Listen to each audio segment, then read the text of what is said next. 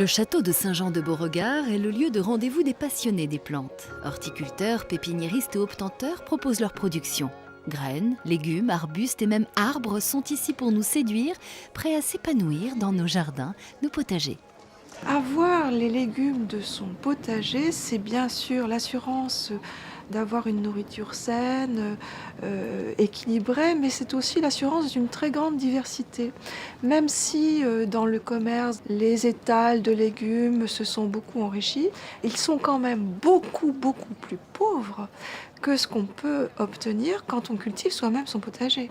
Il y a une telle diversité de graines, une telle diversité de variétés. Et en France, nous avons la chance d'avoir le patrimoine variétal le plus riche au monde pour les variétés de légumes, de fruits et de fleurs.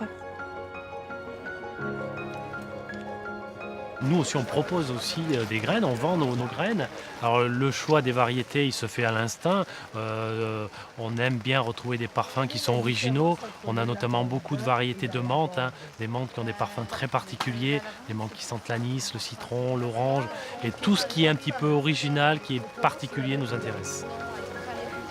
Les jardiniers amateurs, eux, sont à l'affût évidemment des nouvelles variétés. On travaille beaucoup avec des gens qui collectionnent les plantes.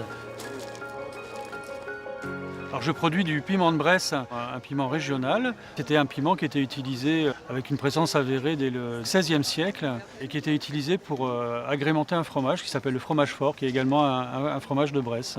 Le piment de Bresse en fait a été sélectionné par les agriculteurs et chaque année ils récoltaient le premier fruit mûr pour ressemer l'année suivante. C'est un piment qui est extrêmement précoce.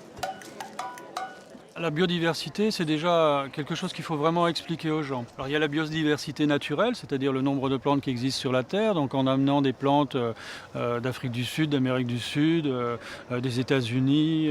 Mais il y a également la biodiversité artificielle, celle qui a été créée par l'homme. L'homme a créé des dizaines de milliers de variétés de plantes, a fixé des mutations qu'il a trouvées sur une branche, etc. Donc on a également amplifié le nombre d'espèces ou de variations d'une même plante qui existe, et tout ça, ça fait la biodiversité moderne, donc les plantes naturelles et les plantes créées par l'homme.